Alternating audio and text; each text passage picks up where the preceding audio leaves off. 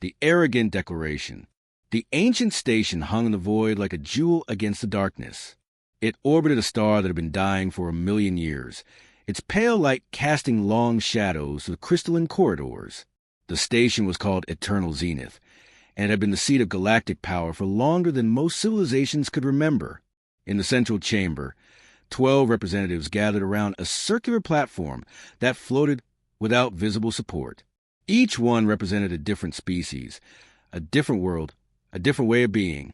Together, they called themselves the Galactic Council, and their word was law across 1,000 star systems. Chancellor Drevik of the Azan Collective stood at the center platform. His species had evolved on a high-gravity world, giving him a body that looked like polished black stone carved into humanoid shape. When he moved, it was with the weight and certainty of mountains. His voice, when he spoke, resonated through the chamber like distant thunder. "We gather today to address a situation that can no longer be ignored," Drevik announced. "The humans have become a problem." Around the circle, various forms of agreement rippled through the assembly. Counselor Shira of the Luminous Path flickered with irritation. Her people existed as beings of pure energy, contained within elegant shells of force-woven crystal. Where Drevik was solid and immovable, she was light in motion, her thoughts visible as colors dancing through her translucent form. "They expand without asking permission," Shira said, her voice like wind chimes of a storm. "In 200 cycles, they have claimed 17 star systems. They build colonies on worlds we never offered them. They act as if space belongs to them." Counselor Vrex of the Talon Empire clicked his approval. His species resembled enormous insects, with bodies covered in interlocking plates of natural metal. 6 legs supported a torso that bristled with sensory organs, and his compound eyes could track 100 conversations simultaneously. He had been a warrior before becoming a diplomat, and he still thought like one. "Their military expansion concerns me most," Vrex stated, his mandibles creating a clicking rhythm beneath his words. "Our scouts report 3,000 vessels in their fleet. Most appear to be cargo ships, but they also maintain warships across all their territories." 3,000 ships, repeated Counselor Moros with amusement. The Void Singers were beings of living shadow, barely visible even in direct light. Moros appeared as little more than a darkness that seemed deeper than it should be, with 2 points of silver light, where eyes might be. Our defense fleet alone numbers 10,000. Quality aside, they are hopelessly outnumbered. "What kind of weapons do these humans possess?" asked Counselor Thane. Her species, the verdant mines, had evolved from plant life on a jungle world.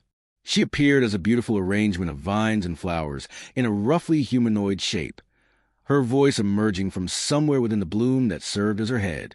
Vrex consulted the data streaming into his neural interface. Primitive by our standards. Chemical propulsion for their ships.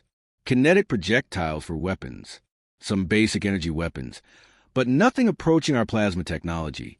They are perhaps 800 cycles behind our current capabilities. And their shields, Drevik asked. "Non-existent in the way we understand them," Vrex replied. "They use thick layers of metal and ceramic composites. Basic armor rather than energy deflection. A single shot from our plasma batteries would melt through their hulls." Counselor Paresh of the Eternal Circle spoke next. His people were among the oldest in the council, silicon-based life forms who moved and thought at speeds that made other species seem frantic by comparison. He took the form of a roughly hewn column of crystalline rock, with veins of minerals running through him like thoughts made visible. "We must consider the historical pattern," Paresh said slowly, each word carefully measured. "Young species often go through an aggressive expansion phase. Most learn humility when they encounter established powers. Perhaps we should make our expectations clear before resorting to force." "We already sent them a compliance package 6 months ago," Shira interjected, her form flickering with impatience. "We outlined the territorial limits they should observe. We explained the proper procedures for expansion. We offered them junior partnership status in the Council's trade networks." "And their response?" Thane asked. "They thanked us for our suggestions," Drevik said, his voice hardening like cooling metal. "Then they said they would take our recommendations under consideration." The chamber erupted with sounds of outrage. Chirps, clicks, harmonic vibrations, and sound that no human ear could categorize. The concept of a young species treating council guidance as mere suggestions was nearly incomprehensible to beings who had ruled the galaxy for millennia. Under consideration, Vrex's mandibles clashed together sharply. We do not offer suggestions. We establish order. That is what separates civilization from chaos. They also questioned several of our territorial claims, added Counselor Zeth of the Quantum Collective. His species existed partially in other dimensions, giving him an appearance that hurt to look at directly. He seemed to be several beings occupying the same space, constantly shifting between states. They asked why certain systems were restricted when they contained no council settlements or resources. Because we say they are restricted, Morrow stated flatly, that is reason enough. I fear we may be approaching this incorrectly, Counselor Naveen said quietly. She represented the empathic union, a species that communicated primarily through shared emotions. She appeared humanoid but with skin that shifted through subtle colors reflecting her emotional state. Currently, she showed deep concern through ripples of blue and purple. These humans are different from other young species we have encountered. They ask questions we are not accustomed to answering. That is precisely the problem, Drevik agreed. They do not understand their place. And if we allow them to continue this way, other young species will follow their example. The order we have maintained for 10,000 cycles will begin to crumble. What do we know of their culture? Asked Counselor Illith of the Harmonic Assembly. Her people resemble great jellyfish that swam through air rather than water, their bodies translucent and lit from within by bioluminescent patterns. Understanding their motivations might help us find a peaceful solution. Vrex pulled up more data. They are mammals carbon-based from a world they call Earth. They evolved as social hunters on a moderately dangerous world. They have a strong sense of territoriality and pack loyalty. Their history is marked by frequent conflicts between their own subgroups. Violent, then, Shira observed. That explains their aggressive expansion. Not necessarily more violent than other species at the development level, Paresh noted. The Azan fought 17 major wars before achieving world government. The Talon Empire conquered half their planet before unification. Violence in youth does not determine behavior and maturity. The difference, Drevik said, is that we learn to follow the guidance of wiser, older civilizations. The humans seem to believe they can chart their own course without our wisdom. Perhaps because they do not yet understand how much they have to learn, Naveen suggested. A stronger demonstration of our capabilities might help them appreciate the situation. I propose a formal vote, Drevik announced. The question before the Council is simple. Do we authorize military action to enforce compliance in the human species? Define the scope of this military action, Paresh requested. We send a pacification fleet to their border colonies, Vrex outlined. We demonstrate our military superiority. We give them one final opportunity to accept council authority. If they refuse, we occupy their outlying settlements and enforce proper boundaries. We do not target their home world initially. We show them that resistance is futile, but we offer them a path to survival through obedience. This is how it has always been done, Shira added. We have pacified over 300 species using this exact method. Most surrender after seeing our power. The few who resist are easily contained. I must voice my opposition, Paresh said firmly. We know very little about these humans. They may have capabilities we have not yet observed. I recommend further observation before military action. We have been observing them for 200 cycles, Drevik countered. They are not hiding some secret power. They are simply young and arrogant, like many species before them. I agree with Paresh.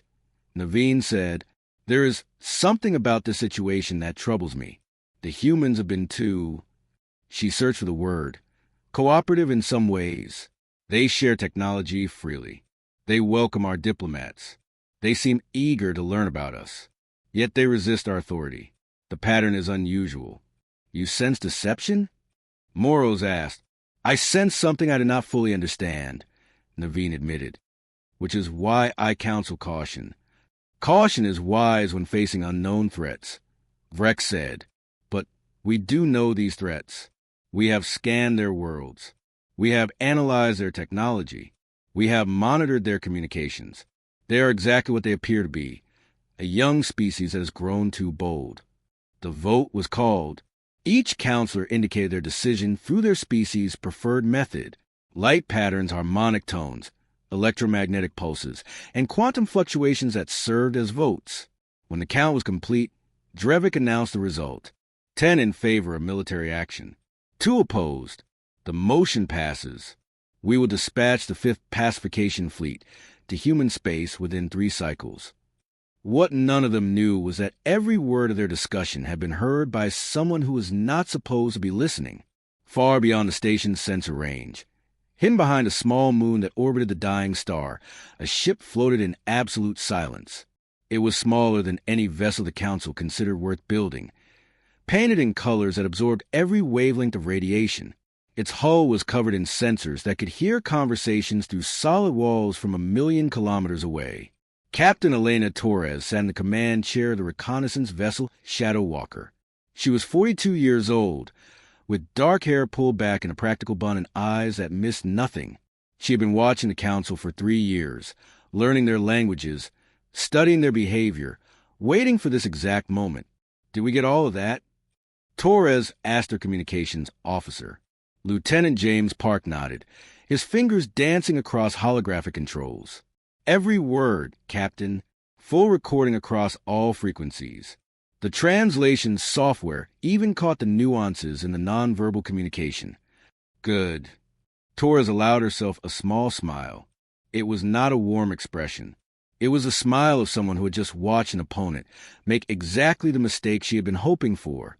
Encrypt the recording and send it to Earth Command using Protocol Midnight. Tight beam maximum compression. Every security measure we have. Sending now, Captain. Park confirmed. Message away. Earth Command should receive it in 6 hours. Torres leaned back in her chair and looked at the image of the Council station on her main screen.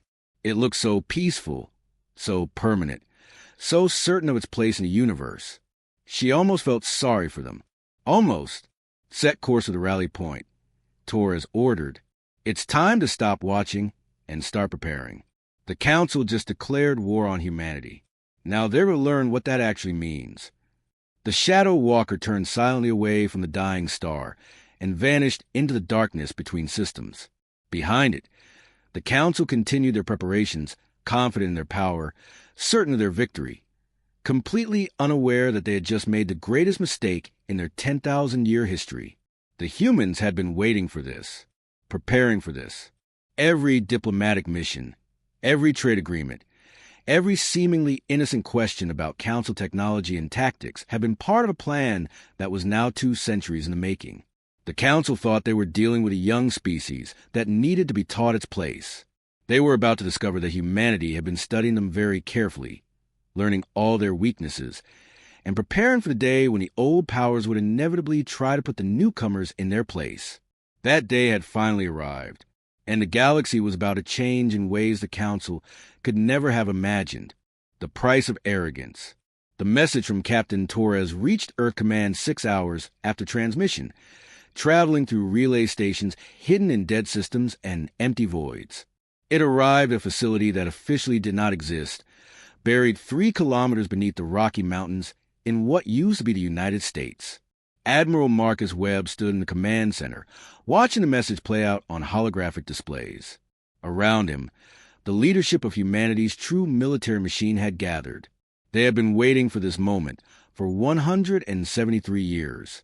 They took the bait, Webb said quietly. He was 70 years old, but rejuvenation treatments kept him sharp. His gray hair was cut military short, and his eyes held the cold clarity of someone who had spent decades preparing for a single moment. The Council voted for war exactly as we predicted they would. General Sarah Chun, no relation to the reconnaissance captain, studied the tactical displays. The 5th Pacification Fleet, that's their standard response force. 50 capital ships, support vessels, approximately 20,000 personnel. They'll hit one of our border colonies first, probably New Harmony in the Kepler 442 system. How long until they arrive? Asked Director James Okonkwo of Strategic Intelligence. He was a thin man with dark skin and eyes that seemed to calculate probabilities constantly. Based on their standard fleet speeds, 72 hours, Chin replied. They'll want to make a show of it, jump in with full power, demand surrender, then demonstrate their weapons if we refuse. Which we will. Web confirmed. Protocol Omega is now active. Send the activation codes to all sleeper assets. It's time to stop pretending. Across human space, the signal went out, not through normal communication channels that the Council monitored, but through quantum-entangled transmitters that could not be intercepted or traced. Within minutes, every human colony, every ship, every facility received the same message. The mask comes off. On the agricultural colony of New Harmony, thousands of farmers put down their tools and walked toward barns and storage facilities. Inside were not grain silos and equipment, but weapons that had been designed specifically to kill Council ships. Massive kinetic accelerators that looked like simple industrial equipment. Fighter craft hidden in underground hangars. Soldiers who had been pretending to be farmers for years. Colonel David Martinez watched the transformation from the colony's actual command center, hidden beneath what appeared to be a water treatment plant. All defensive positions. Report status. The responses came in rapid succession. Orbital platforms 1 through 12, armed and tracking. Kinetic accelerators charging. Fighter wings launching in 60 seconds. Ground-based particle batteries coming online. Martinez allowed himself a moment of satisfaction. New Harmony looked like a peaceful farming settlement of 2 million civilians. In reality, it was a fortress that had been specifically designed to appear harmless while preparing to bloody the nose of any Council fleet that came calling. They think we're primitives, Martinez said to his second-in-command, Major Lisa Zhao. They think our technology is 800 years behind theirs. They have no idea what we've actually built. Because we wanted them to think that. Zhao replied. She was checking weapon systems, her fingers moving across holographic controls with practiced efficiency. Every piece of technology we've shown them has been carefully selected to appear crude and outdated. Meanwhile, we've been reverse engineering every piece of Council tech we could get our hands on and improving it. The truth was that humanity's technology was not primitive at all. It was different. Where the Council had focused on energy weapons and shields that had worked for millennia, humanity had taken a different approach. They had studied physics that the Council had dismissed as impractical. They had built weapons that the Council had never bothered to develop because they already had solutions that worked. The result was a military that looked weak on paper, but was actually designed to exploit every single weakness in Council doctrine. In orbit above New Harmony, what appeared to be simple mining and manufacturing platforms began to change. Solar panels that generated power rotated to reveal their true purpose. Massive electromagnetic accelerators capable of launching tungsten penetrators at significant fractions of light speed. Communication arrays that supposedly help coordinate civilian traffic repositioned to become targeting systems of frightening accuracy. Lieutenant Commander Rachel Foster stood on the bridge of what the Council believed was a cargo hauler called a peaceful trader. In reality, it was a warship that had been disguised to look harmless. Her crew had spent 5 years hauling legitimate cargo between human worlds, all while preparing for this exact moment. All stations report. Foster ordered. Weapon systems online. Kinetic batteries charged. Missile pods armed. Propulsion systems at full power. Combat engines ready. Defensive systems active. Ablative armor deployed. Electronic warfare suite operational. We're ready to blind anything they've got. Foster looked at the tactical display, showing the approach vector, where the Council fleet would arrive. Remember, people, we don't need to destroy them all. We just need to make them hurt. We need to make them realize they've made a terrible mistake. 72 hours passed. The Council's 5th pacification fleet emerged from hyperspace exactly on schedule, exactly where human intelligence had predicted. 50 ships that represented the pinnacle of Council military power, gleaming with the confidence of civilizations that had never known defeat. Fleet Commander Talvek of the Azan Collective stood on the bridge of his flagship, the Inevitable Resolution. He had been chosen for this assignment because of his experience with pacification missions. He had brought 12 young species to heal in his career. This would be his 13th. Sensor scan, Talvek ordered. His stone-like body barely moved as he spoke, projecting an air of immovable confidence. Reading the human colony on the third planet, Commander, his sensor operator reported, population approximately 2 million, detecting orbital platforms, appear to be civilian infrastructure, some surface installations. No significant military presence visible. Any fleet elements? Negative, Commander. We're picking up a few cargo vessels and what might be a patrol craft, but nothing that registers as a serious military vessel. Talvek allowed himself a moment of satisfaction. This would be even easier than expected. Communications broadcast a surrender demand on all frequencies. The message went out, translated into human languages by council computers. Human colony of New Harmony. You are in violation of Galactic Council law. You have expanded into restricted territory without authorization. You will immediately cease all military operations and prepare for council occupation. You have 1 standard hour to comply. Failure to surrender will result in the demonstration of council military superiority. The response came back almost immediately. Colonel Martinez's voice was calm and clear. Council Fleet, this is Colonel David Martinez, commanding officer of New Harmony Defense Force. We have received your message. We respectfully decline your offer. This system belongs to humanity and will remain under human control. We suggest you withdraw before the situation escalates. Laughter rippled through the Council Fleet's command channel. A human colonel was threatening 50 Council warships. The arrogance was almost admirable in its absurdity. They have a defense force, Talvek observed. How unexpected. Do we detect any actual military capability? Negative, Commander. Their so-called defense force appears to consist of armed civilians and converted civilian equipment. No advanced weapon signatures. No shield generators. They cannot seriously intend to resist. Then we'll provide them with education, Talvek decided. Target their orbital platforms. Fire a warning shot across the largest one. Show them what Council weapons can do. The flagship's main plasma cannon charged, building energy until it glowed bright enough to be visible across the system.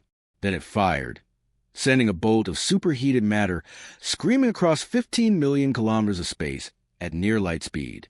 The bolt missed the platform by exactly 1,000 kilometers, exactly as intended. It was meant to demonstrate power, without actually destroying anything. A warning shot that would make the humans reconsider their foolish resistance. What happened next would be studied by military historians for centuries to come. The human platforms did not fire energy weapons in response.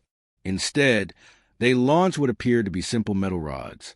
Long, thin projectiles that seemed to be moving at relatively slow speeds compared to Council weapons. Sir, the humans are firing some kind of kinetic projectile, the tactical officer reported. Tracking 3, no, 12, 24 inbound. Speed is low, approximately 0.01 light speed. 0.01? Talvek repeated. Our shields will stop those easily. Maintain course. But the projectiles were not moving at 0.01 light speed anymore. They were accelerating. The electromagnetic rails that launched them were just the first stage. Once clear of the platforms, secondary propulsion systems ignited, pushing the tungsten penetrators faster and faster. Sir, projectile velocity increasing, now at 0.1 light speed. 0.2, 0.3. What? Talvek's stone-like features registered something close to surprise. That's not possible with chemical propulsion. It's not chemical, Commander. I'm reading some kind of staged acceleration system. The projectiles are now traveling at 0.35 light speed and still accelerating. The first tungsten spear hit the Council cruiser Harmonious Unity at 38% of light speed. At that velocity, the difference between a solid object and a beam of energy became academic. The projectile carried more kinetic energy than a nuclear weapon, concentrated into a rod the size of a utility pole. The Unity's shields were designed to deflect and absorb energy weapons. They did nothing against simple matter moving at relativistic speeds. The rod punched through the shield as if it did not exist, then through the hull, then through the ship's reactor core, then out the other side. The cruiser came apart, not from an explosion, but from the sheer transfer of kinetic energy. The ship's structure simply could not handle forces it was never designed to withstand. In less than a second, a vessel that had served the Council for 300 years became an expanding cloud of debris and ionized gas. "Impossible," Talvek whispered. More spears arrived. The Council fleet's point defense systems tried to intercept them, but the projectiles were too fast, too small, too simple to track effectively. Weapons designed to stop missiles and fighter craft could not keep up with tungsten rods that had no engines to target, no heat signatures to lock onto, nothing but mass and velocity. A destroyer died as 3 rods struck it simultaneously, the impacts tearing it into pieces. A frigate vanished in a flash of light when a single spear hit its ammunition storage. A cruiser tried to maneuver and took a hit in its engine section, the impact sending it spinning out of control. "All ships, evasive action," Talvek ordered. "Return fire, all weapons." The Council fleet's plasma cannon spoke, sending brilliant bolts of energy toward the human platforms. The beams crossed 15 million kilometers in seconds, more than fast enough to hit stationary targets. But the targets were not stationary anymore. The platforms were moving, using thruster systems that the Council had not detected during their initial scans. They had been designed to look like fixed installations, but they were actually mobile weapons platforms that could reposition with surprising speed. The plasma bolts hit empty space where targets had been moments before. "Sir, more contacts," the sensor operator called out. Multiple ships emerging from concealment. They were hiding in the asteroid field. What the Council had thought were cargo haulers shed their outer hulls like snakes shedding skin. Underneath were warships unlike anything in the Council database. Sleek, angular vessels covered in armor that seemed to absorb energy rather than reflect it. Ships that moved with a grace that suggested their pilots knew exactly what they were doing. The human fleet was not large, perhaps 20 vessels total, compared to the Council's 50. But they fought with a precision and ferocity that spoke of extensive training and intimate knowledge of their enemy. "They know where to hit us," Talvek's tactical officer reported with growing alarm. "Every strike is targeting command nodes, sensor arrays, communication hubs. They're dismantling our command and control. How do they know our ship layouts?" "I don't know, Commander, but they're exploiting weaknesses in our design that even we barely know about." The truth was that humanity had spent 2 centuries studying Council technology. Every diplomatic visit where humans had toured Council ships had been an intelligence-gathering operation. Every trade agreement that involved technical specifications had been carefully analyzed. Every piece of Council equipment that humans had purchased had been taken apart and studied down to the molecular level. Humanity knew how Council ships were built. They knew where the weak points were. They knew which systems were critical and which could be damaged to cripple a vessel without destroying it. And they had designed their tactics specifically to exploit that knowledge. A human destroyer, no larger than a Council frigate, executed a maneuver that should have been impossible. It used the gravity well of New Harmony's moon to slingshot around at an angle that put it directly behind 3 Council ships. Before they could react, it fired a spread of kinetic missiles that struck all 3 vessels in their engine sections. The Council ships did not explode.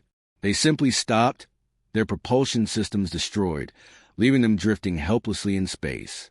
"Commander, we've lost 9 ships destroyed, 14 damaged, 5 disabled," the tactical officer reported. His voice was shaking now, the professional calm cracking. "We've inflicted minimal damage on the enemy. Their armor is absorbing our plasma fire somehow." The human armor was based on a principle the Council had rejected centuries ago as impractical. Instead of trying to stop incoming energy with shields, the armor was designed to absorb and dissipate it. Layers of advanced materials that could soak up tremendous heat and redirect it away from critical systems. It was not perfect, but it was far more effective against energy weapons than the Council had anticipated. "All ships withdraw," Talvek ordered. "Fall back to the system's edge and regroup." But withdrawing was easier ordered than accomplished. The human ships pursued like predators that had tasted blood. They did not break off their attack. They did not give the Council fleet space to recover. They pressed their advantage with a ruthlessness that spoke of long-planned tactics. More ships died as the Council fleet tried to retreat. Not all of them, but enough. Enough to turn what was supposed to be a simple demonstration of power into a humiliating defeat. When the surviving Council ships finally managed to jump to hyperspace, they left behind 23 ships either destroyed or captured. The mighty 5th Pacification Fleet had been reduced to less than half its strength in less than 2 hours of combat. Colonel Martinez stood in his command center, watching the retreating Council ships disappear from his sensors. Around him, his staff was cheering, celebrating a victory that would echo across the galaxy. Sent a message to Earth Command. Martinez ordered, "First blood is ours." The Council now knows they're not fighting primitives. They're fighting an enemy that has been studying them, preparing for them, and waiting for them to make exactly this mistake. The message traveled across human space, spreading the news of victory. But it was not just a message of triumph. It was a warning to the Council and every species that had grown comfortable with the old order. Humanity had been pretending to be weak while growing strong. They had been playing the role of inexperienced newcomers while learning every secret the Council possessed. They had been waiting patiently for the established powers to show their arrogance. And now, the patient predators had struck. The Council was about to learn that sometimes the greatest danger comes not from the enemy you can see, but from the one who has been studying you in silence, preparing for the day when you would finally underestimate them one time too many. The war had truly begun, and the galaxy would never be the same.